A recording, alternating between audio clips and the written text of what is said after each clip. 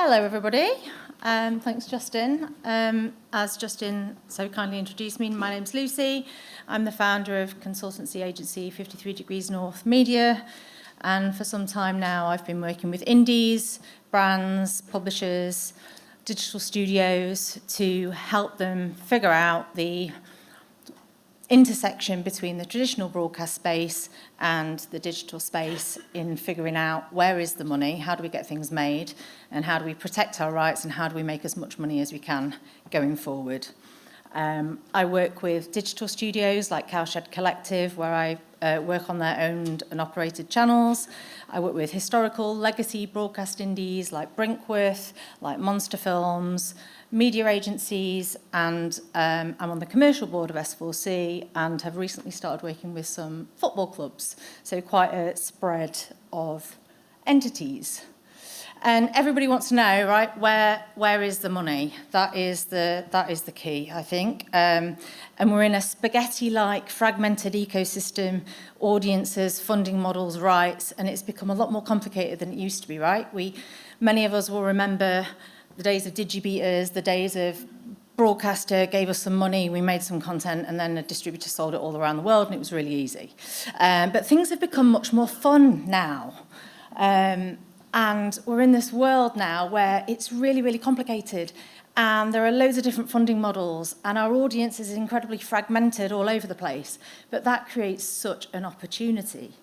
For traditional indies, legacy indies, people who've been making brilliant television on the broadcaster's dime for a long time, it is a huge opportunity. Whether you've got completed programming, you've got rushers that didn't make your final edit, you've got contributor relationships, maybe you've just got some development reel in your cupboard that you've forgotten about.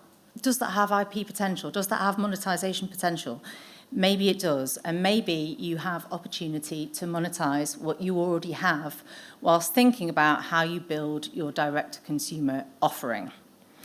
But to do that, you really need to know what you've got, and you need to know your rights. And I can't express that enough, because people, in general, don't know, this very broad generalisation, but a lot of independents, a lot of producers, a lot of indies, brands, broadcasters aren't really sure about what rights they need to monetize on digital, on YouTube, on social, fast, etc. They don't know what they need, and they're not entirely sure what they've given to different entities. So you really need to go through it with a fine-tooth comb, and you really need to audit it. And I stress that a lot, because I think there are a lot of opportunities that you may be sat on that you don't quite realise. So tap into expertise who understand terms of trade, that understand contributor agreements, broadcaster agreements, what rights you've given to who and for how long, and when do they come back to you, and when can you start monetising them yourself. You need to know, primarily, you need to know where you've got non-exclusive rights. So if you've given some rights to somebody on a non-exclusive basis, and you've retained some of those on a non-exclusive basis, that has potential to be monetised. So broadly speaking, you need to know where your AVOD rights are, your rights that you can exploit on YouTube. You need to know what you can do with social without upsetting anybody. How much can you clip it? Can you clip it for 3 minutes or 8 minutes? Is it promotional purposes only? What are the caveats?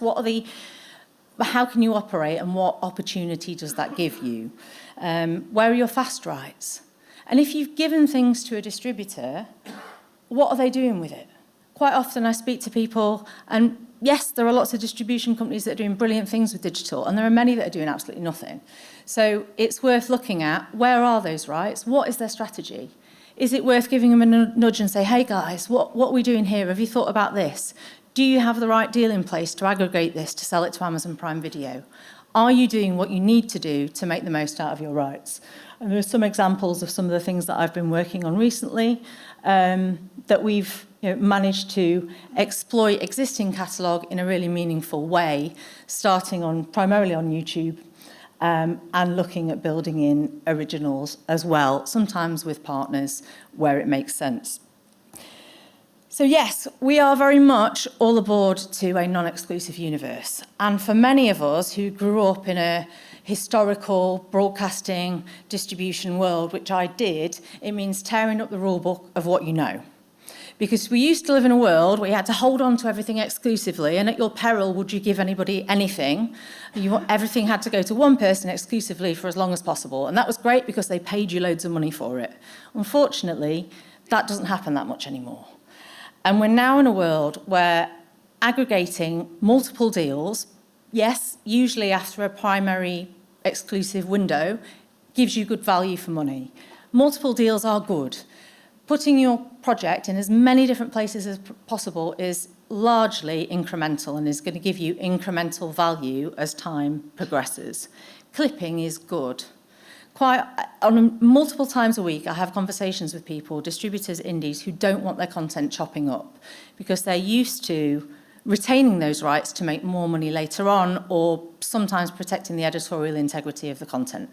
I think that's very, very valid, and there are workarounds there. But the more you clip your content, the more you allow the people who know what they're doing the freedom to monetize your content, the more money you're going to make.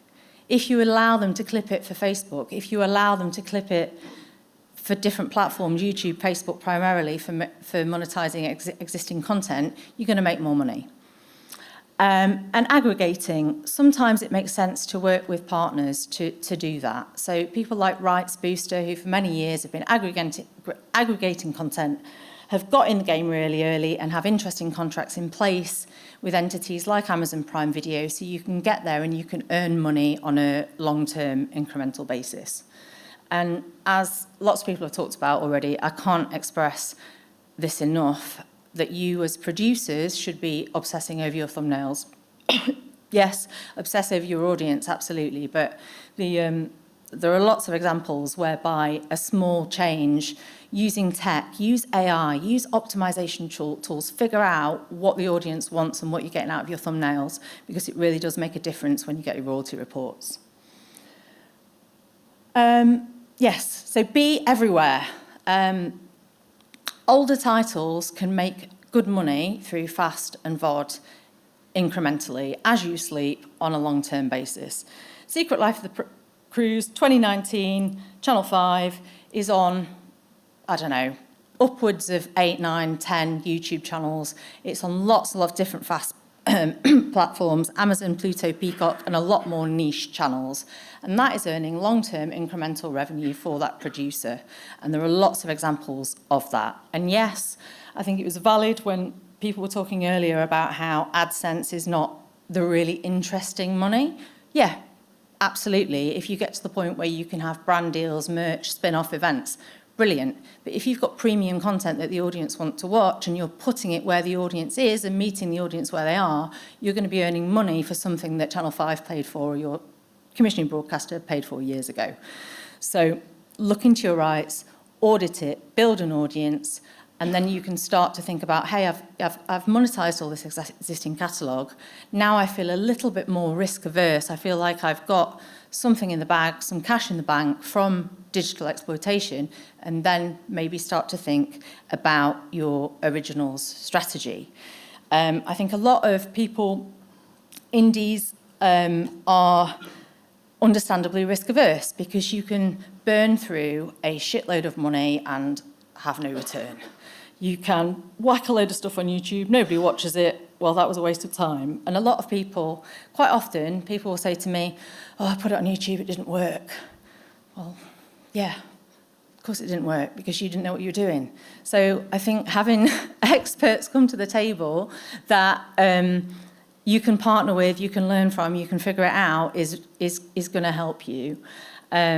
And thinking about building that, once you've got your catalogue revenue, you've got a base from which to explore your original strategy, right? And that original strategy could be quite low risk, quite low hanging fruit. Can you, as Tim was just saying, he didn't see that as a strategic win for Time Team, could you be reversioning your content? Can you be chopping it up? Can you be remixing it? Can you invite a creator to talk over it?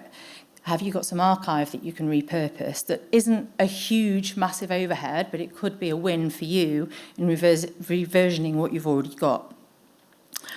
Do innovative deals, well, or ask me or another expert in the audience to do those innovative deals for you.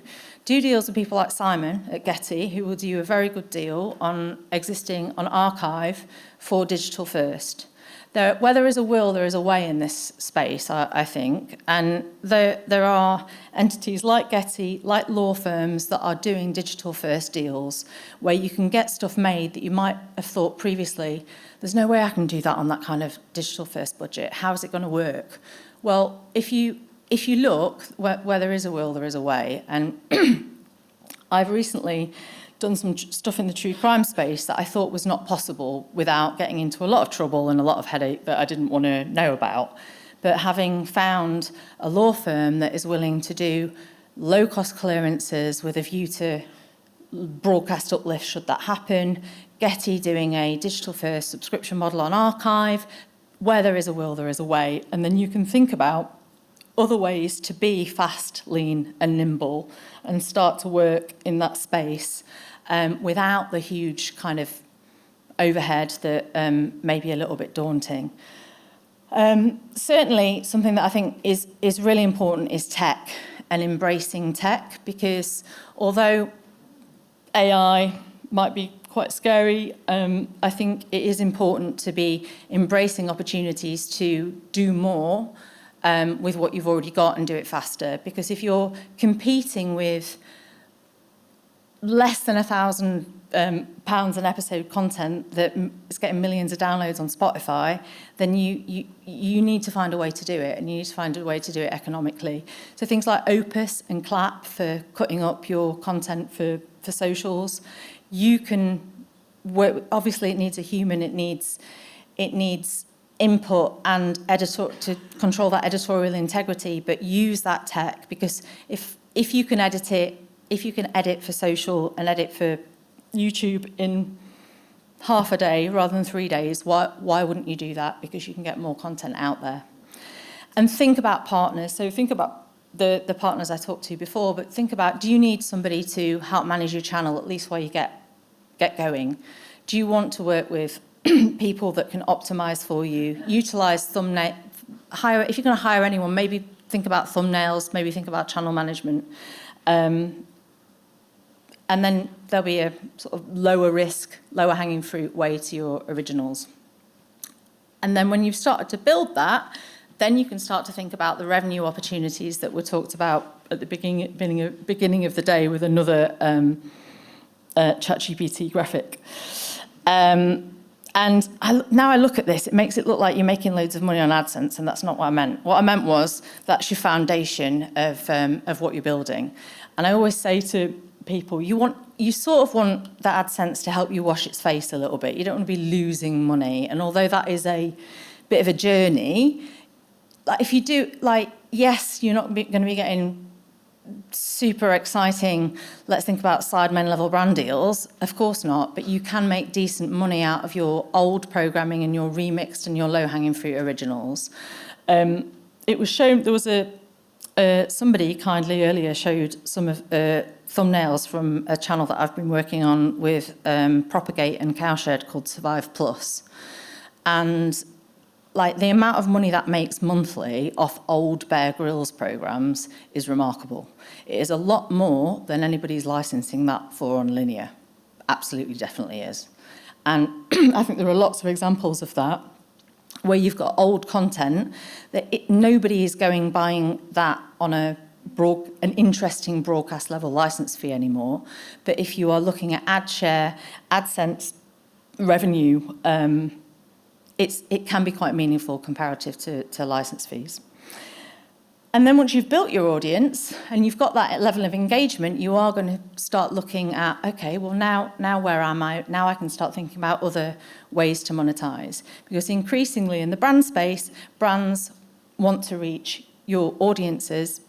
Brands want to reach audiences in a more entertaining way. I think, a couple of years ago, I was probably here talking about brands and how they were jumping on the brand entertainment bandwagon, and that is true. But now, even more than ever, we're seeing more opportunities for brands coming on board, aggregated channels, because audiences are being built up in a meaningful way around premium content. And then as you started thinking about licensing your catalogue content to onto YouTube and onto FAST and onto the digital space, once you've been building up your originals and building that audience, you can then think about your sort of whole rights cycle and rights going back in the other direction. And if you have a real breakout hit, then you can start thinking about your merch and events and really building that whole revenue stacking opportunity. So